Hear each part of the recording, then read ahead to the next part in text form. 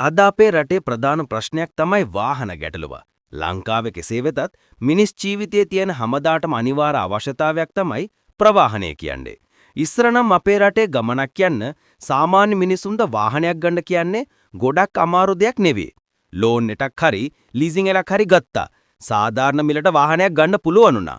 නමුත් අද තත්වයේ හුඟක් වෙනස් වෙලා. ආනයනයේ සීමා නිසා නව වාහන ගෙන්වීම නතර වෙලා තිබුණා.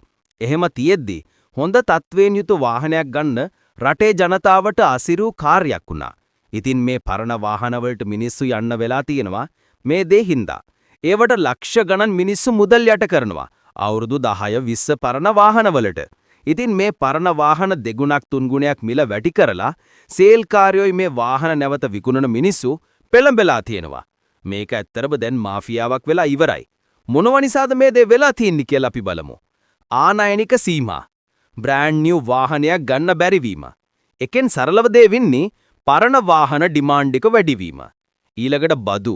මේ වැඩි බදු සහ මේ සේල් වල මාෆියාව නිසා නව වාහනත් මිල ඉහළ ගොස් තියෙනවා.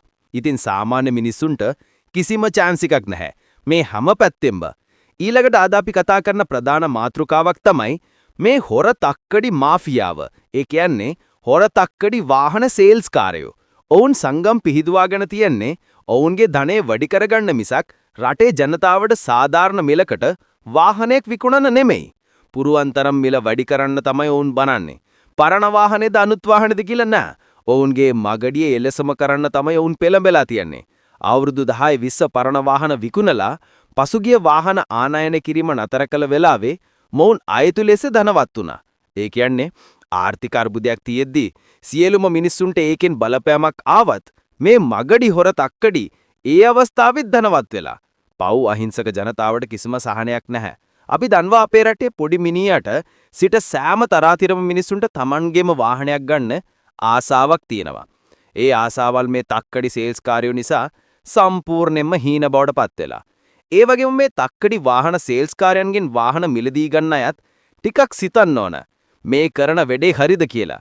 මොකද Tamanට පුළුවන් අමාරුවෙන් හරි වාහනයක් මිලදී ගන්නවා නම් අනිත් මිනිස්සුන්ටත් වාහනයක් ගන්න අවස්ථාවක් හදාගන්න උදව් කරන්න ඕන. ඒ කියන්නේ ඒ මිනිස්සුන්ට මේ මාෆියාව නතර කරන්න ඌමනා වෙන්න ඕන. මේ සේල්කාරයෝ දන්නවා ඔවුන් තමයි මේ වාහන මිල ඉහළ යන්න වැඩේ කළේ කියලා. හැබැයි ඔවුන් දිගින් දිගටම මේ දේ කරමින් ඉන්නවා. මොකද මේ තක්කඩියන්ගෙන් වාහන ගන්න අපේම මිනිස්සු හින්දා. අපේම මිනිස්සු හින්දා අපේම තවත් මිනිස්සු අසරණ වෙනවා.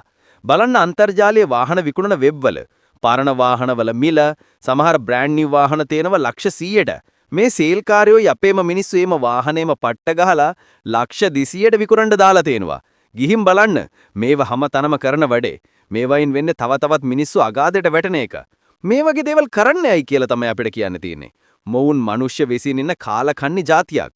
ඇත්තටම මෙහෙම කරන්න පුළුවන්ද? මේ අපේම රටේ මිනිස්සුන්ට නේද මේ අපරාධය කරන්නේ? අහිංසක පොඩි මිනිහට කුඩා කාර් එකක් ගන්න දැන් කොහොමත් බෑ. මේ කාලකන්ණියා නිසා. ඔවුන්ගේ මේ දේ ගැන අවධානය අයින් කරන එක රටේ මිනිස්සු වශයෙන් අපි කරන්න හොඳ නැහැ. මේ කාර්යවුන් ඉදිරියට ගෙන ගියොත් රටේ කිසිම කෙනෙකුට වාහනයක් ගන්න වෙන්නේ නැහැ.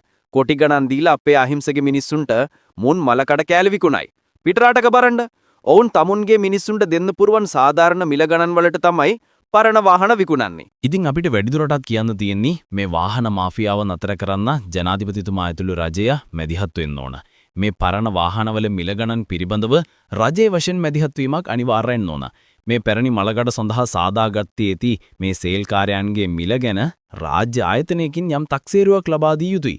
වාහනයක් විකිණීමේදී අනිවාර්ය කළ යුතු දෙයක් තමයි මේ රජයේ විසින් තක්සේරු කළ මිල එම තක්සේරු කිරීම රාජ්‍ය ආයතනයක් කරාම සිදු විය යුතුයි.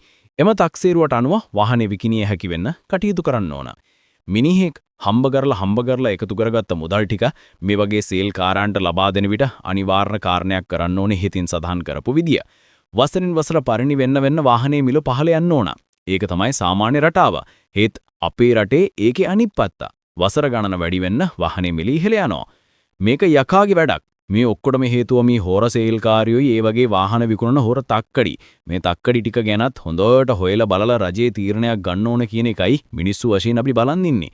නැත්නම් මුම් මේ මිනිසුන්ගේ සියලු ධනය දරුවන්ගේ අනාගතේ සියල්ල විනාශ කරනවා. මේ පිළිබඳව රටේ ජනතාව වන අපි ඇස් අරගෙන සිටින්නමු. මේ පිළිබඳව වහාම පියවරක් ගන්න. රටේ අනාගතයේ මිනිසුන්ගේ ධනය සුරාකන මෙවැනි කාලකන්ණි පිළිබඳ අවධානය යොමු කර මේ මාෆියාව නතර කරන්න වහාම කටයුතු කරන්න ජනාධිපති ඇතුළු රජයේ මැදිහත් වීම සිදු කළ යුතු බව ජනතාව වශයෙන් කියා සිටිමු. ඉතින් ඔයාලගේ අදහසත් කමෙන්ට් කරන්න. මේ මාෆියාව නවත්ත මොනවද කරන්න ඕන කියලා හිතනවද? මේ වීඩියෝ එකට ලයික් කරන්න. ඒ වගේම අපේ channel එකත් subscribe කරන්න අමතක කරන්න එපා.